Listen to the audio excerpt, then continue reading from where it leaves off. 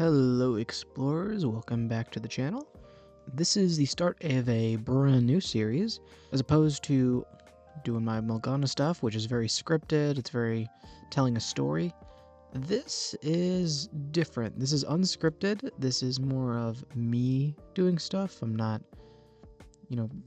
presenting something as much. But yeah, this is my series upgrading world building. And it's basically the point is that I'm going to look at an old map of mine and upgrade it so it looks nicer.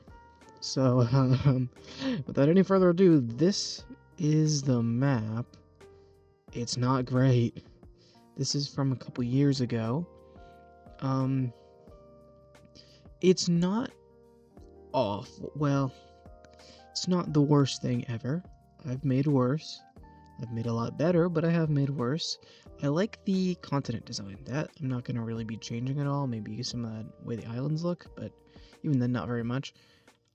I do like the way the continents look. The country borders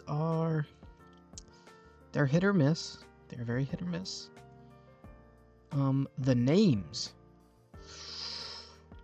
are not great. The aesthetics are not great either, but the names are especially bad. I was looking at this just a little bit ago, going through some of these names.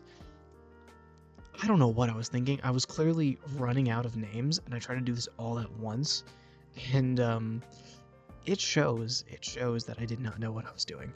For example, there's a country called Zobnid. Yeah, I don't really know what I was thinking with that.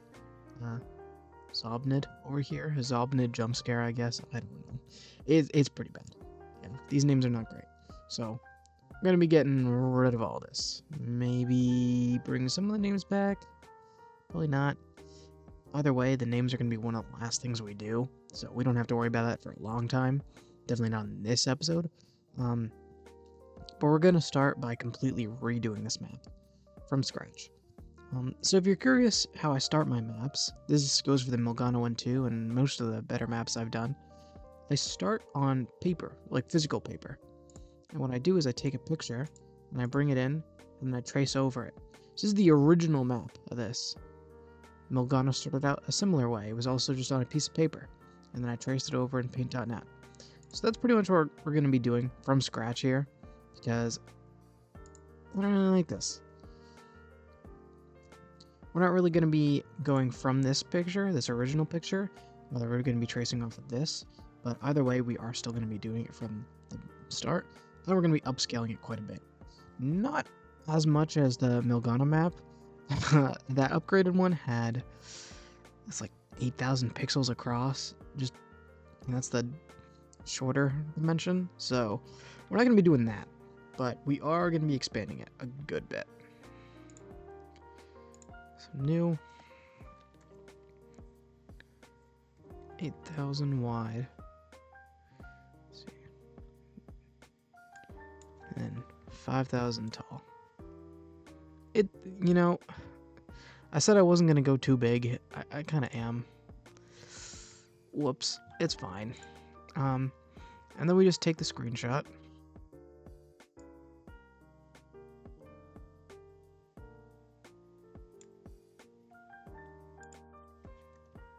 Bring it in here. Whoops. And then we just upscale it.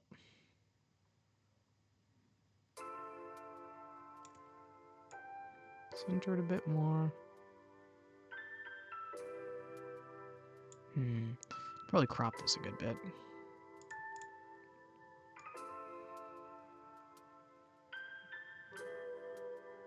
There, that seems about good. Crop that. There. Give us some wiggle room while also not having a ton of empty space. Now here starts the tedious part. Now I have to go around the entire thing and trace it over. This will take a while. I think I'm gonna not record it. I'm just gonna skip to that, but I'll let you know afterwards how long it took. 2 hours later. Alright, we're back. That took longer than I expected because I had to go to the store to get cheese. But the cheese is acquired, I'm back, and this is done. So this is going to be our outline for the entire map. It's not one-to-one with how it was previously. There's some changes here and there, but overall, it keeps the style of it. It's pretty much the same.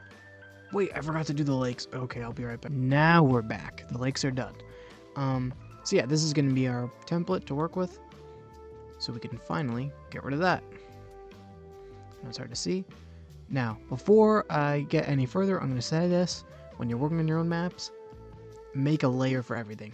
I don't care if you have 50 layers. Make a layer for everything, or you will regret it.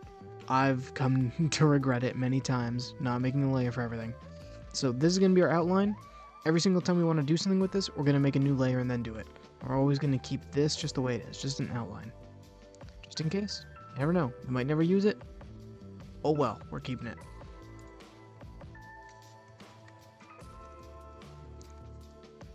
So outline, make a copy, and then this, we're gonna, just in the meantime, while we're working on stuff, we're gonna have it kind of colored in. We just want a very basic color, not entirely white, so it's not too hard on the eyes, just something easy that we can work on top of. Because next we're going to be working on rivers and mountains. In the past, I've not always done this way. I've gone right into just making country borders, which is probably not what you should be doing. I mean, it depends. It depends on what you want, you know? If you don't care that much about it being realistic in an anthropologic or geographic sense, then that's fine.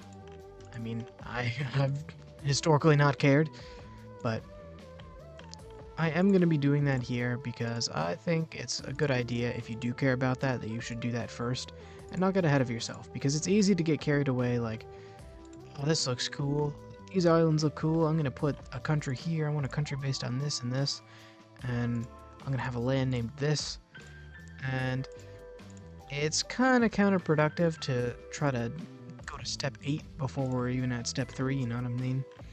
But so we're gonna color this in, and then we're gonna get to that.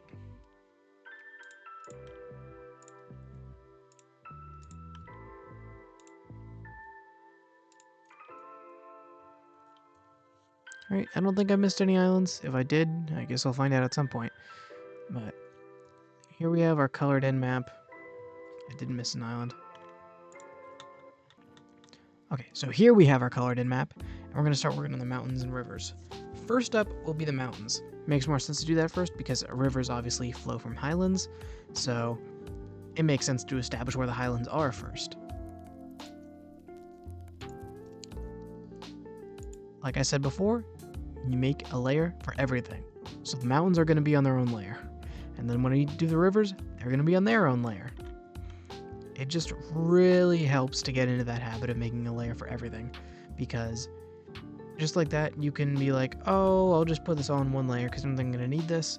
And then 20 minutes later, you're trying to do something creative, and because you have it all smashed into one layer, you can't separate them, and it just creates problems and headaches. So this is just much easier.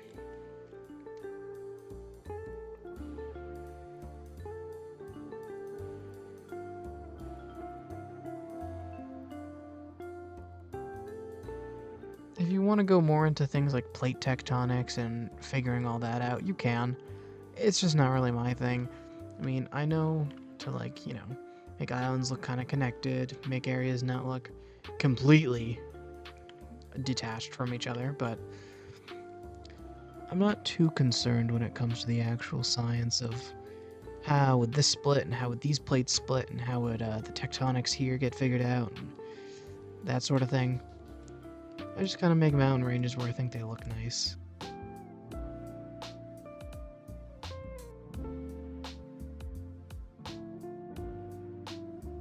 We have our first mountain range. Like I said, not too concerned with realistic plate tectonics. I don't think a mountain range would do this in real life. Womp womp. I'm not too concerned.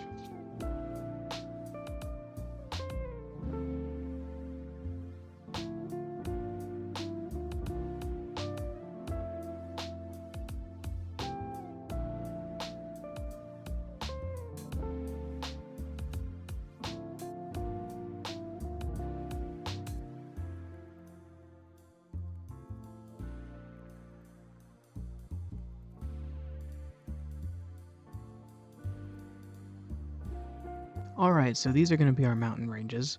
Nothing too special, but they look decent enough. I'm not the best at drawing this sort of stuff. My maps have always been more political borders focused, so this stuff is still not my area of expertise, but I think I did good enough. So next we're going to be going to the rivers, and once again, I'm going to emphasize this every single time, we make a new layer for it. And just find a nice shade of blue. How does this look? I like that.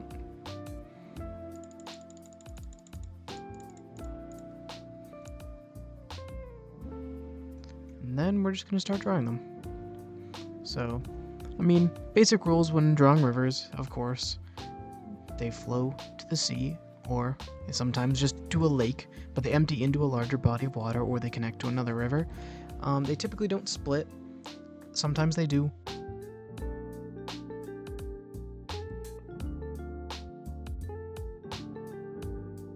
I'm by no means the best at drawing maps like this.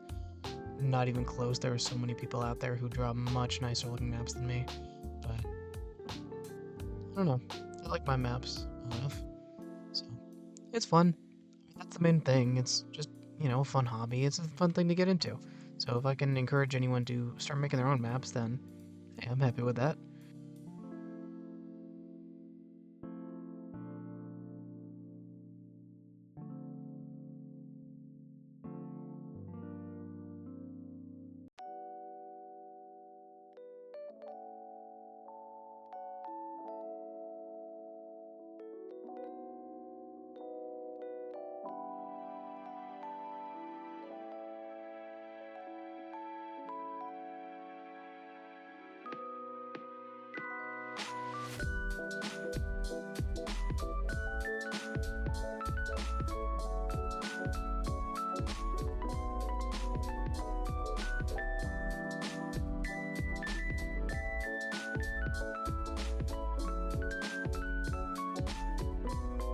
Alright, so now we have our rivers. Now, from here, you can kind of go in a few directions. If you want to go the really serious world building route, you could start figuring out climates. You could figure out, like, which parts are the coldest, which parts are the warmest, which way the wind blows, affecting where deserts would form, according to mountains. I'm not going to be doing that all here. It's just not really my thing. It's not like I've never done that before. I have. And maybe one day I'll make a world building series. I actually want to, where I start a world from scratch on camera and we kind of collaborate a bit. I'll ask the audience for suggestions, and I think it'd be cool. I do want to do that someday. And I would go really in depth with there. I mean, as much as I understand anyway. Like I said, I'm not the most knowledgeable or the best out there. I'm just me. But I'm not going to be doing that here. So I think after this, I'm going to be actually going into sort of making rough borders for countries. I know. Maybe I'm jumping the gun. Oh well. This is just what I like to do.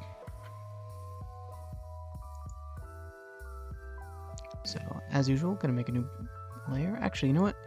I'm gonna make a copy of this outline layer.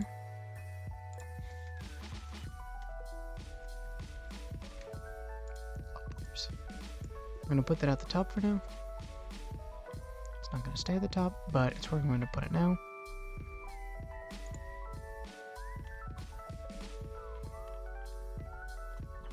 And then we'll start making borders here.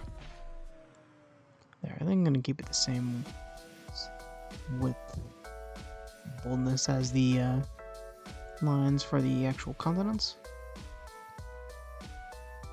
At least this time around. This country here. Actually, you know what? Let me use this as reference. I do actually want to keep these borders the same right here, because I actually like this. This is sort of, I'm gonna change its lore definitely.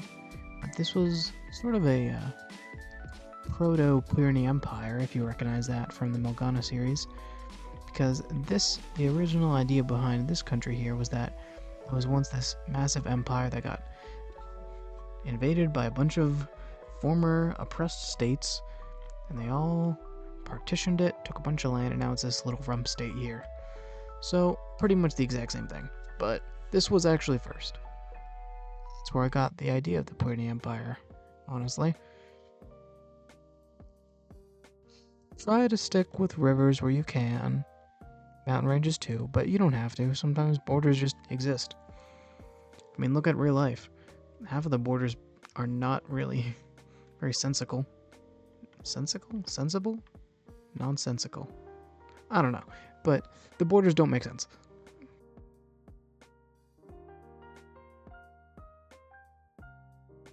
But also try to give your countries a distinctive shape. I mean, distinctive. But try to make it not just a blob. Like, make it have weird angles. Have it reach out in different directions, add panhandles, and even exclaves too. I mean, like, look at this country design. What I'm making right here, it's not the most distinctive ever.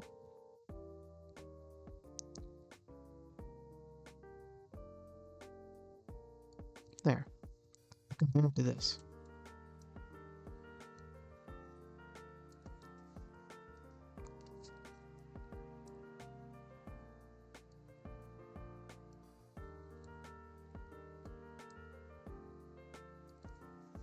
Try to avoid doing stuff like that. I mean, at the end of the day, every country is a blob. I'm basically just saying, make a good-looking blob instead of a bad-looking blob. It doesn't matter too much. I mean, it's up to you. I mean, it's world building. So, if you think what I'm saying is stupid and you want to make an entire world where you divide it evenly into a nice grid and every single country is just a square on that grid, I mean, go for it. That'd be interesting to see, honestly.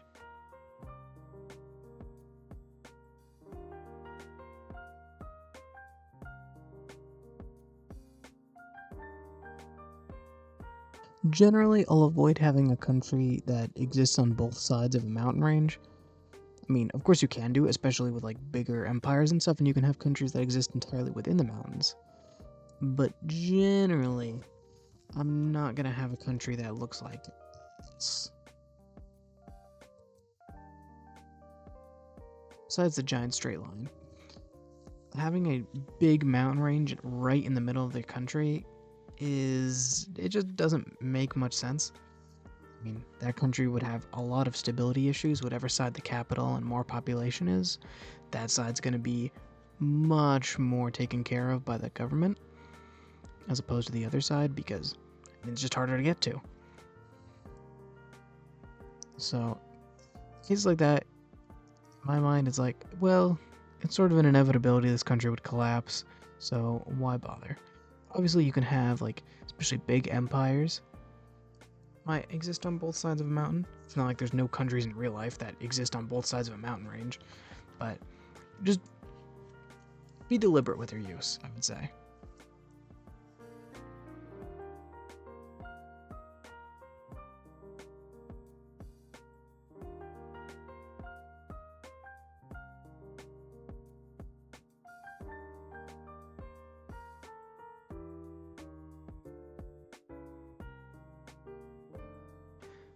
Now, when you're making really, like, big countries, I say really big, not like, I don't mean really big as in, like, the size of a continent, that's a different thing, but when you're just making a country that's sort of on equal footing with others, that's gonna be, like, 3-4 times the size, I definitely recommend doing that in areas that don't have many features, at least that we could see here.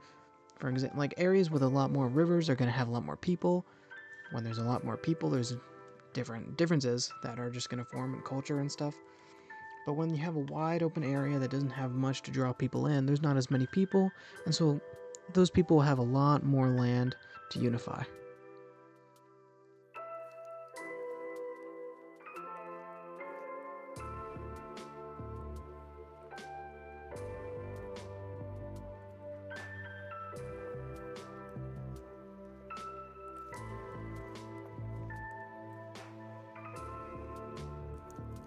Alright, we got all of our borders done on this continent.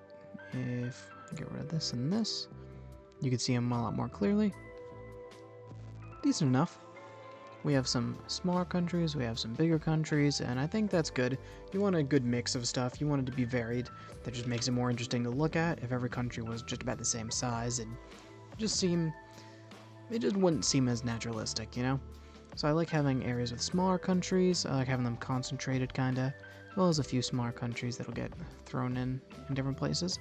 And then, you know, a few bigger countries. So I think that's all I'm going to do this episode. Next episode, we're going to look at these islands, this continent, and we're going to start figuring out the aesthetics of the entire world. You know what? I could add the water in this color that I used for the rivers really quick.